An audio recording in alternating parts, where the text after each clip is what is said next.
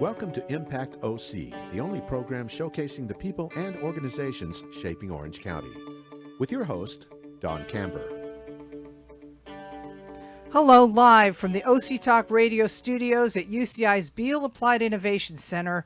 I'm OC Talk Radio Public Affairs Director Don Camber with another great guest positively impacting our community.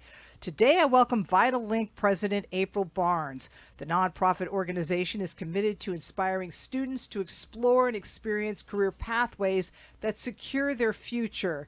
Thank you, April, for being on Impact OC. Thank you, Don. Thank you so much. I'm excited to be here.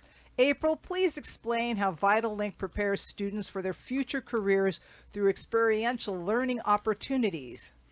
VitalLink's mission is all about career exploration and showcasing the jobs and the amazing careers that are in our community for students and what steps they can take to reach that goal.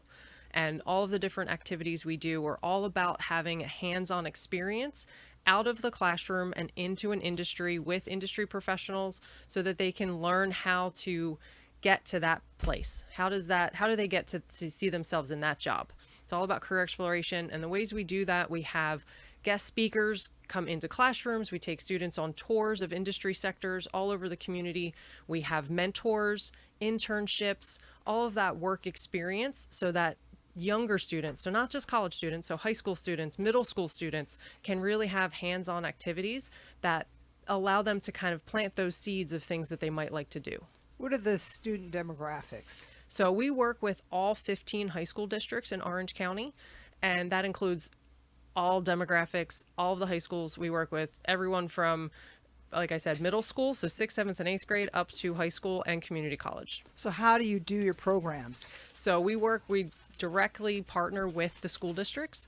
So they are looking for activities and experiences for their students. So they work with us to bring the business sectors to them and say how, if they have a student that's really interested in engineering, okay, great. Let us help them get to meet engineers, talk to them, figure out what classes they should be taking now in high school, what they should be, focusing on as a certification, a dual enrollment in community college to be able to really get there faster and hopefully a lower cost.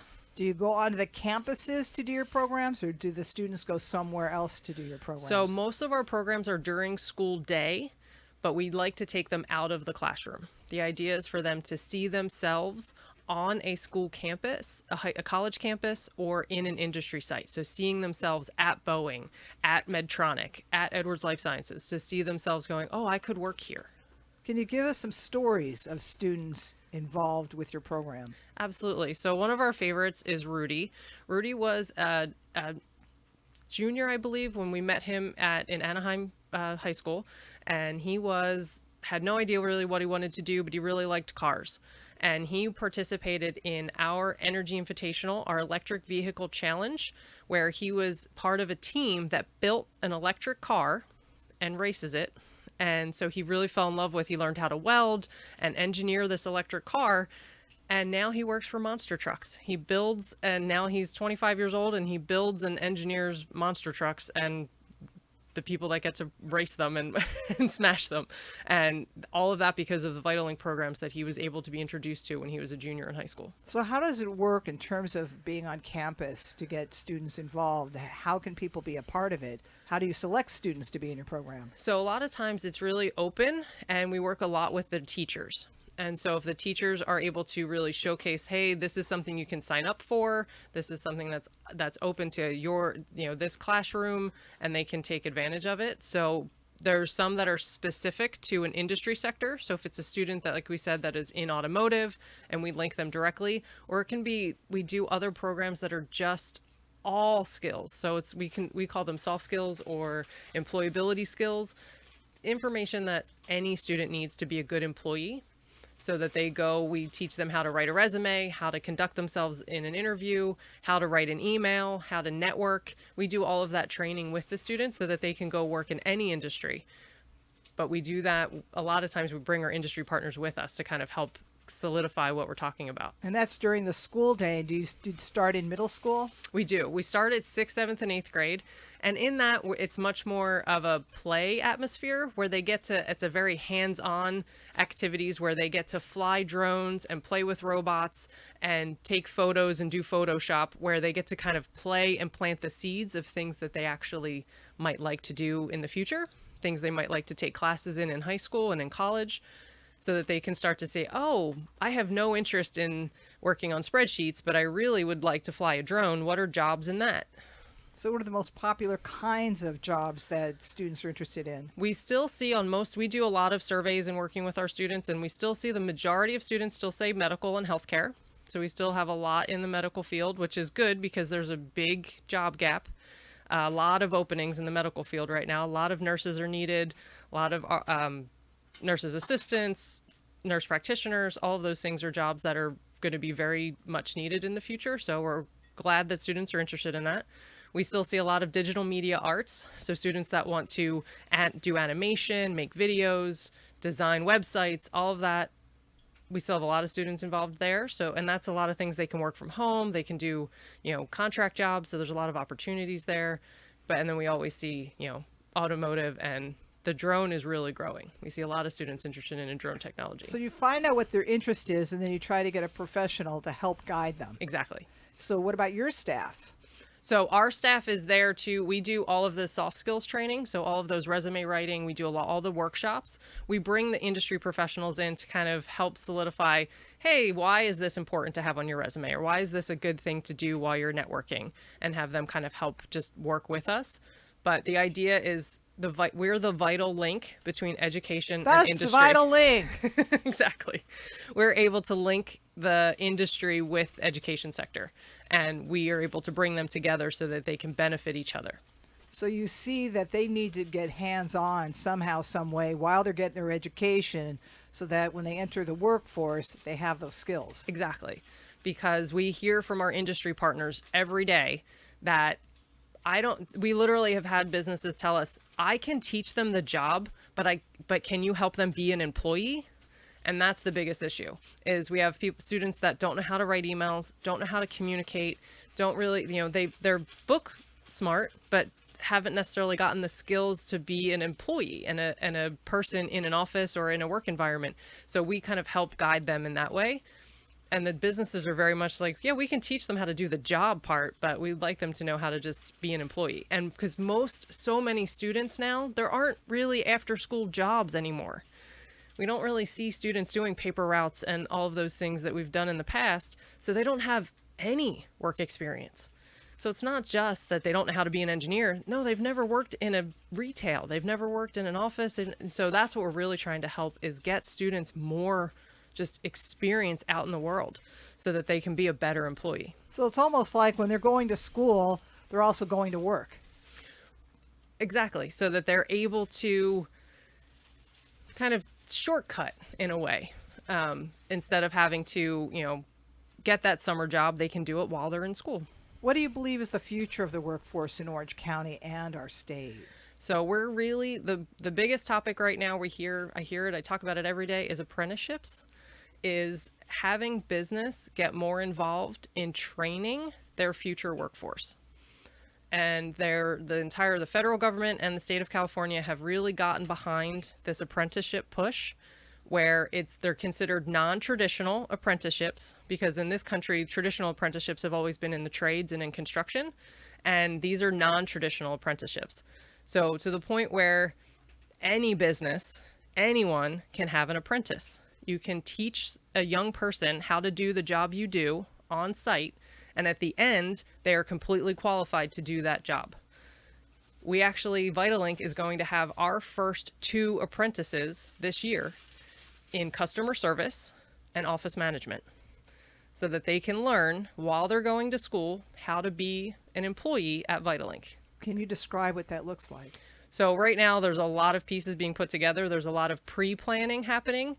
And what that's going to look like is education and industry really coming together, because we're not saying the business has to do all of it. Education's going to do some too. Like you said, they're going to be learning how to do this job while they're in school. And the business is going to have to put a little skin in the game to say that they're going to have someone there to help train them as well. And that's really the next big push, is getting business to see the value in that and to help train their future workforce and not wait for someone else to do it for them. You have academies. How does that work? Academies are a deeper dive into either a specific industry sector or a kind of an overview of just being an employee. So our academies are a week to month long process of really in-depth workshops and tours. So it's kind of everything we do in a more kind of contextualized way, so that it's all the workshops, all the tours and industry speakers kind of all at once, so that they get a deeper dive into those pieces. What's the difference between an internship and an apprenticeship? So internships are a short term where they're just really there to see. They're there almost to shadow, and they'll do some work and they might have a project that they work on. But an apprenticeship is a long term that ends with a job offer, with a job opportunity, that when they're done, they are trained in that position so that they could go do it anywhere in that exact same job title. They are able to do it wherever they go. So when you arrange an apprenticeship, that's what will happen at the end if the student is successful? Exactly. That job doesn't require that company to hire them, but it requires that company to train them to an extent where they can be hired in that industry anywhere else. Can you give us some success stories? So funny ones is one of our professors always used Abraham Lincoln. Really funny, very funny. But the idea is he didn't go to law school. He was a law apprentice. And that is what we're trying to get back to, is that people can train to do that job. So you see it a lot in construction. The construction unions have done an amazing job with apprenticeships. We just need to mimic that in business, accounting, customer service, automotive technicians can all be trained the same way on the job to do the job and fill that position that you need. So there's all of these job open signs that you see all over. Well, if you were willing to put in a little bit of effort and train that young student to do the job, you could fill that job. So at what point do they get to do the apprenticeship? In high school? We are starting as young as 16. So we're non-traditional youth apprenticeships is what the Orange County Department of Ed and the California Department of Ed are pushing. How receptive are students into the program? Students are more open. They're excited to see what is available. The hard pull is going to be getting business, and that's really what the focus is getting business to take that first step in building this with us. Explain the benefits to the business. So this is going to fill that workforce gap that they need. And honestly, the days of waiting for someone else to train your future employee are kind of over. That's not going to happen so much anymore. The entry-level jobs that you require 2 to 3 years experience on are going away. You need to have a little bit more effort into training your future workforce. And that is where those open jobs are going to get filled. So let's kind of run through what they learn in middle school and in high school in terms of gearing up for the job world. Absolutely. So middle school, like we said, is really the planting those seeds and figuring out what they like so that they can then shift into high school and take classes that are more specific to them. So if they want to be in engineering and manufacturing, they can start working with CNC machines. They can start being able, our high school classes, honestly, our business partners are always amazed at the level of experience just 10th, 11th, and 12th graders have in their industry, because those classes are already working on the machines that they use, or already using the technology that they use. So that they're actually quite surprised, like, wow, these kids can weld? Like, they don't need to be a college graduate yet. They can work with you and go to school at the same time so that they can still, grow in your industry. Is it possible they can be in VitaLink in middle school as well as high school? Oh, absolutely. We work all the way through community college. We still work with students in all 9 community college districts here as well, helping them figure, okay, great, you're taking these certification courses. Can we help you get an internship? Can we help you get a mentor? Can we help you figure out, where you're going to go when you have that certification or AA degree? How are you funded? So we're a fee-for-service organization. So the some of the school districts and partners that we have do contract with us, but then we're a nonprofit. So we also have grant funding, individual donors, and amazing corporate sponsors. And what about your staff in order to accomplish all these goals? So right now we are a staff of 12, and they tell me to stop selling contracts, but I can't. The more students we can help, the better off we are. But our staff right today, we have 4 events just today, 2 middle school, 2 high school, and 1 college. So 2 middle school, a high school, and a college all today. So we're all over the place trying to do as much as we possibly can. And we're growing out of Orange County. We're doing some in LA County and Inland Empire as well. So the goal is for the students to realize that someday they need to make a living, and you want to help them get the education/experience so that they can get into a field that they can make money. And why not do it while they're going to school anyway? Exactly. And why not find a job that you really like, that there's something out there for you that makes you happy and it helps use all the skills that you're good at, and you actually make good money doing it without maybe a lot of debt incurred in order to get there. And so that's really our path, is to just really help you figure out, like, can you make money while you're going to school? Can you do a job that, has a great starting salary that people just forget or don't know exists? Be a drone pilot, become an underwater welder, whatever that is that really excites you. There's some amazing ways to get there. How can the public help you? So we would love to have any and all industry partners speak, take tours, come and talk to the students. Tell them, I ask every single business partner I meet, not did you know what you wanted to be when you grow up? Did you know that your job existed when you were in high school? 90% say no. Most people didn't know where they are now even existed. I didn't. And so my job is to try and get students, I want you to help students figure out, how do they get there? What are the jobs that are out there? Doctor, lawyer, teacher, nurse. There's a million other jobs that are really cool and really fun, and how can we get them there? So it's an opportunity for students to kind of figure it out, because when they're at a young age, they're probably not thinking along those lines. No, they know what their neighbor does, what their parents do, and that's really all they know. So let's show them what really neat things are happening in our community and what they can be really happy with. And you're also teaching them soft skills in order to know how to go look for work. Exactly. And how to present themselves. And we tell them always, it's always about your network. It's not your net worth, it's your network. That's where you can grow and build off of. And that's how you can change jobs and meet new people, is all through who you know. What do the parents say about their kids who are involved in the program? So getting them involved in the program is the hard part, is usually because it's, nope, my kid's going to college. And it's not to say, like, we're not saying your kid's not going to college. We just want them to have a better idea of what they're going to study when they get there. But once the parents see the interest and the excitement in their student, wow, I didn't know that this was something that they were good at, or this was something that they liked. I had no idea, that this would be a path for them. And so that's really, we have a lot of parents that are surprised usually of, oh, wow, they didn't know that this was a job. And so that's kind of an exciting thing too. And there's something you realized, that students could take on a lot early in their life.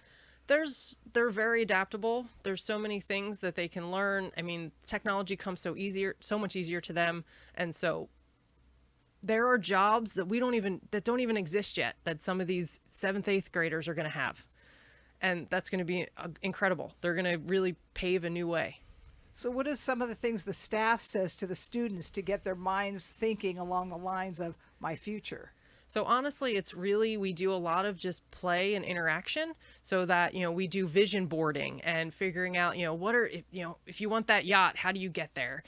Of course, we have a lot of students that always, want to be influencers, and okay, great. Let's talk to an influencer. Do you know how hard they work? They don't just put up a couple things on their YouTube channel. They work long hours, and they're dedicated, and it's not just something that just happens. And so that's what we really kind of focus on, is just showcasing, okay, if that's your dream career, let's help you really see what that would, the work and effort that goes into it. And while they're at it, they still have to pay attention to their studies. Yes.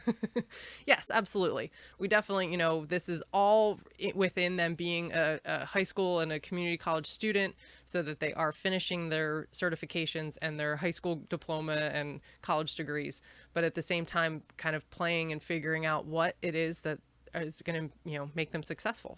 So you're saying the medical field is a very popular field. So why don't you share with us how you help them in that field? So right now we are doing a lot with Providence and Hoag, where we're showcasing the jobs that are within that hospital space, but even some of our other clinics and medical offices really seeing that there are so many jobs. Working in a hospital there, it's like a small city.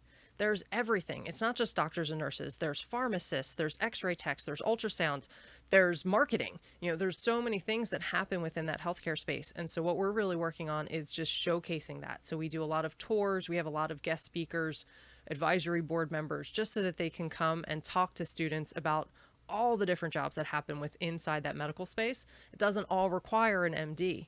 There's so many things you can be doing to help patients right now we're sitting next door to Medtronic, where there's medical devices that are being built, and you can go into an operating room and teach a surgeon how to use a device. And that's your job, is you teach that surgeon how to use your device.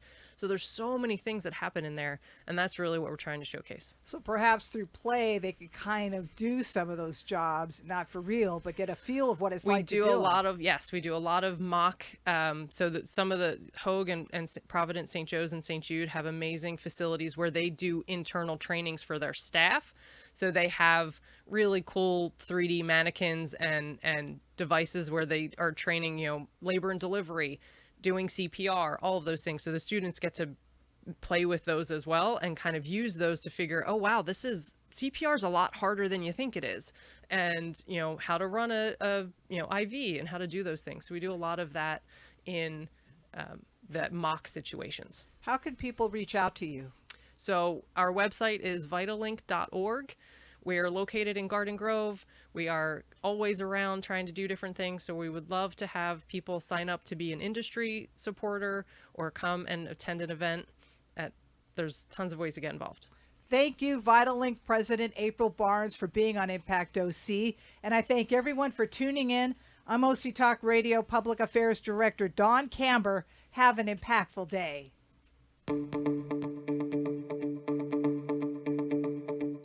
You've been listening to Impact OC, the only program showcasing the people and organizations shaping our community. Right here on Orange County's only community radio station, OC Talk Radio.